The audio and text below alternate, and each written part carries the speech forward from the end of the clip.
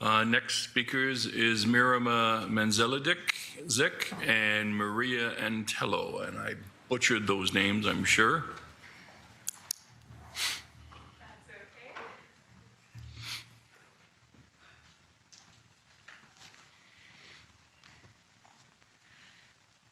Hi, good afternoon, Council. That's okay, Councillor Clark, for butchering those names. I'll read them out. So good afternoon. My name is Maria Manzelidik, and I'm a legal caseworker at the Hamilton Community Legal Clinic, and I'm here today with my colleague, Maria Antello, who is our community development worker. We will be speaking to, like very similar, most of the other delegates, to the line item regarding renovictions. I'd like to begin by saying that the legal clinic provides quite a bit of direct summary legal advice to Hamiltonians across the city in a variety of different legal areas, but housing-related matters, above all, outpace most other legal services and legal areas that we advise on. There are a range of different types of displacement tactics that are impacting tenants across the city, and I know that through a lot of the experience Maria and I both have in terms of going into communities and sitting with tenants and talking through the legal issues they're facing. Some of the legal processes engage the Residential Tenancies Act, and displacement can happen over the course of the legal process under that act, and other displacement tactics operate outside of the legal process. So an example would be potentially a reason for why L2 applications are not filed as frequently in a particular area would be because landlord displacement tactics recognize that elderly populations or more senior populations are more susceptible to displacement through pressure and through large buyouts. Newcomer tenants are more susceptible through pressure, through providing N12s and threatening eviction, providing some misinformation or misleading statements about the impacts of eviction and the process of eviction. And so those tenants would be displaced without actually going through the landlord-tenant board, and the landlord need not then file an L2 application. Displacement tactics of all kinds broadly rely on an embedded power dynamic between a landlord and a tenant.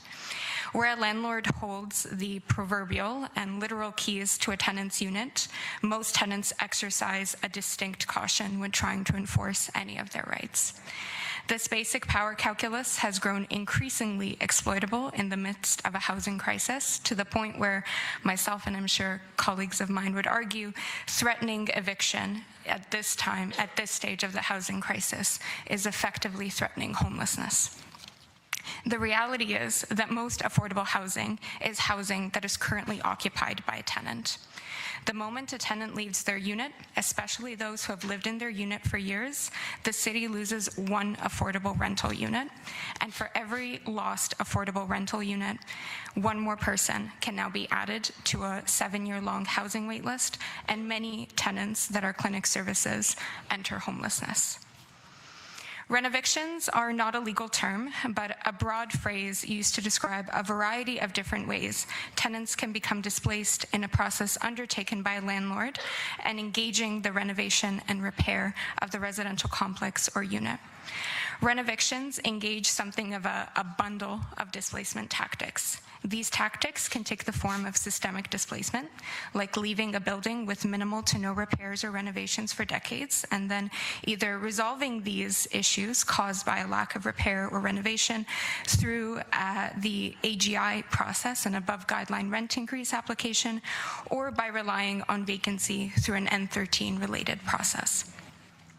The N13 eviction notice allows a landlord to request vacant possession of a rental unit for a few reasons, but most common of all, in order to do renovation work that is, according to the notice, so substantial that that tenant needs to leave the unit, that vacancy is simply required to complete those renovations.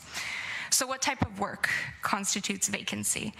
What does the type of work a landlord describing in the notice really mean for the tenant, and why is vacant possession required in order for those renovations to be completed?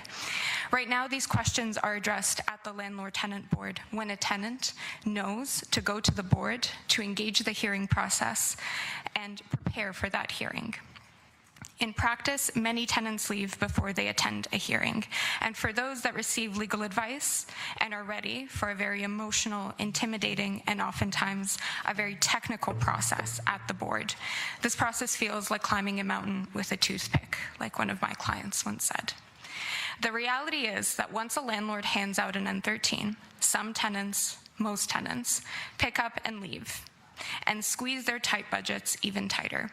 Those tenants who stay and fight, as you've heard today, do so because they really have absolutely nowhere else to go but outside. So this question about what type of work requires vacant possession becomes very important for the tenant.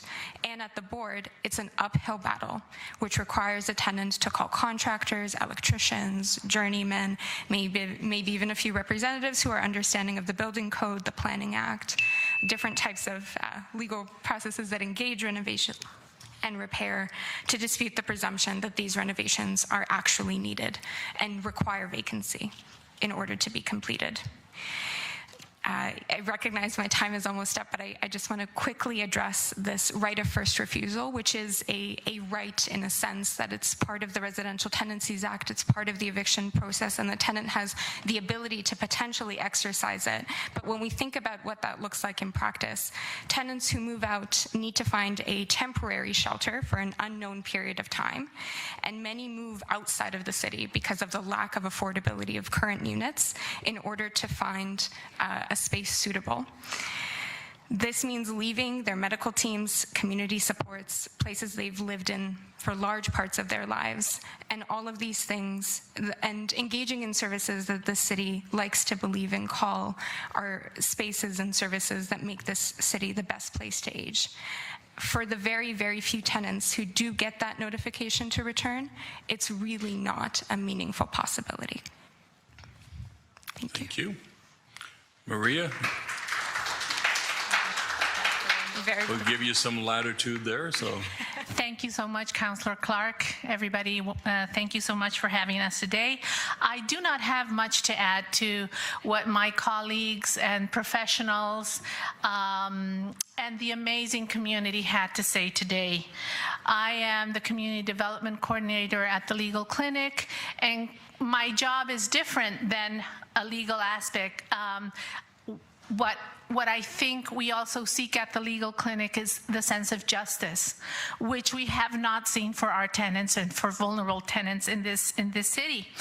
And today I'm here perhaps not to ask, not to demand, but I think I'm at a point where I beg this community to do the right thing. I really beg this community to be bold.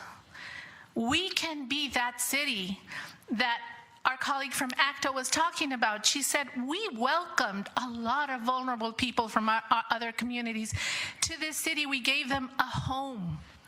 We can be a bolder city. We can build a city where we include people.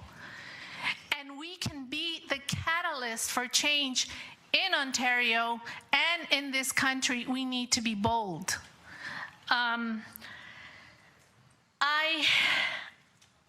Yeah, that's all I want to say. We need to be bold. We can do this. We are Hamilton. I love this city. And I want that city that welcomed people and welcomed everybody and gave everybody a home, not displacing people. We have had some errors in the past. We have had people bringing busloads of developers, showing them, you know, our downtown and saying, hey, come.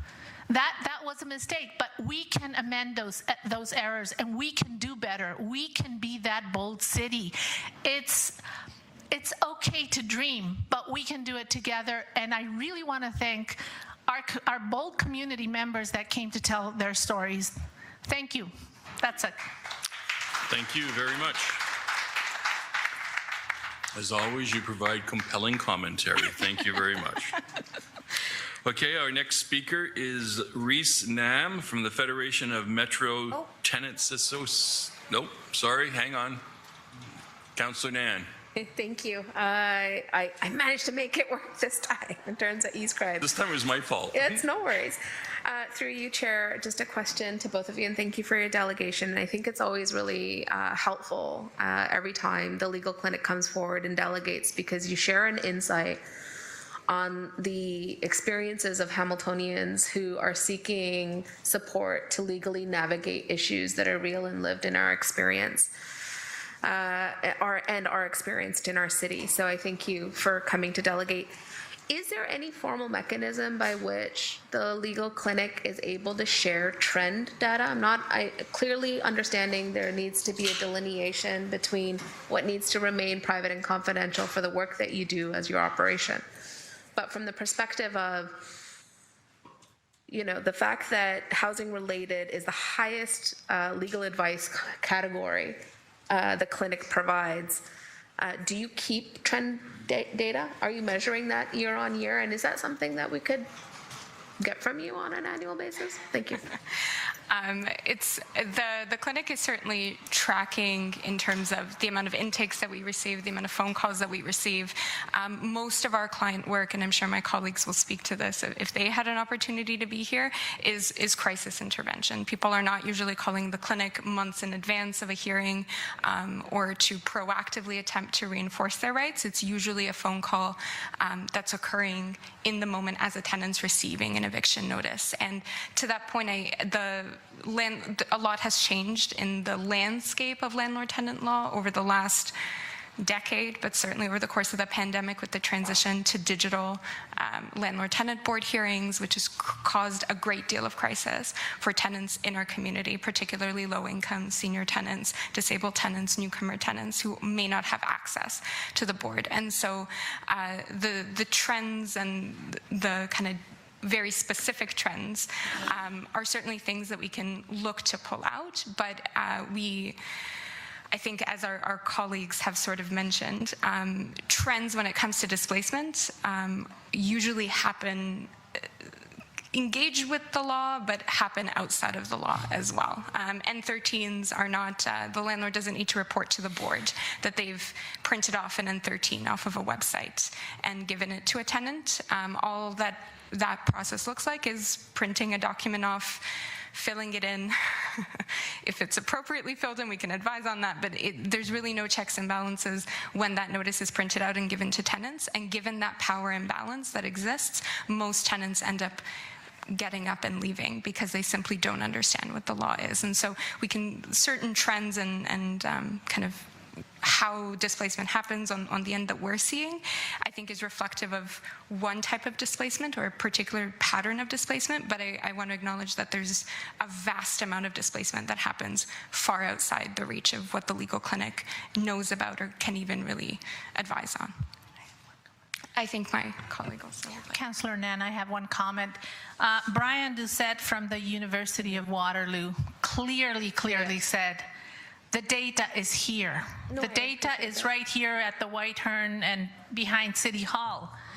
We need to sometimes move away from patterns that impede us from taking those bold steps. And the data, like he pointed out, is right in front of us. No, I appreciate that through the chair, and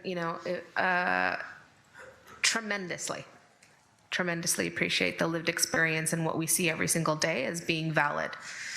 And yet we live inside and operate inside of a system that has a necessity to report to another system that then makes the case to receive funding from another system. So from that perspective, those data sets do matter. And it enables us to either be grant ready to make the case to provincial government, to make the case beyond that if needed. And I'm just always interested in making sure that the community, the data that exists in our community is also something that we can leverage as a municipality. Thank you. Thank you, Councillor. Please don't go away. Councillor Alex Wilson, you indicated you have a question. Thank you, and through you, Chair, thank you, Marima and friends, for coming out and delegating today on this. I have a question because I think in your delegation you acknowledged really aptly that most evictions happen outside of legal processes, or it's the power that happens outside of the law that can have such a big impact here. We talk about the Tenant Defense Fund and better aligning it to models that we know work and expanding the scope, and we've talked about how there needs to be both more funding in the fund, but also the fund needs to fund more types of things. The Renovictions TO report that came out recently speaks to how tenants see their experience of knowing their rights and talk a little bit about knowing their rights in this more extra legal context. And when we talk about know your rights, it's not that very narrow. Here's what your form letters are and here's how to navigate them. Could you speak to a little bit about how supporting folks in knowing their rights, or that holistic knowing their rights outside of just the legal definition, might be funded through a tenant defense fund? And what role do you think different organizations in our community might have in allocating that fund or supporting that work in an expanded scope?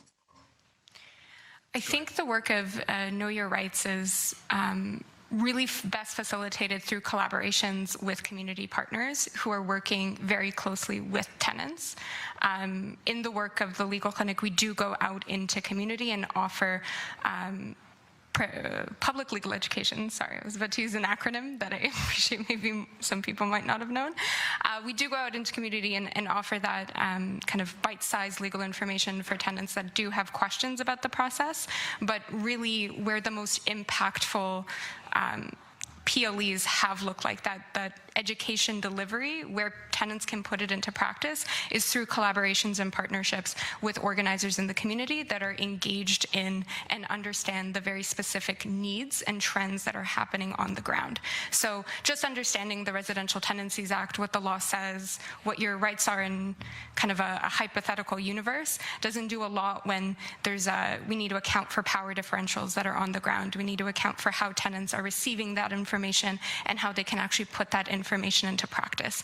And so providing general information is really best facilitated in collaboration with community partners and tenants brainstorming with us what issues they foresee, what trends they're seeing on the ground, so that that information can really be most meaningful and useful and stave off displacement to the best of its abilities.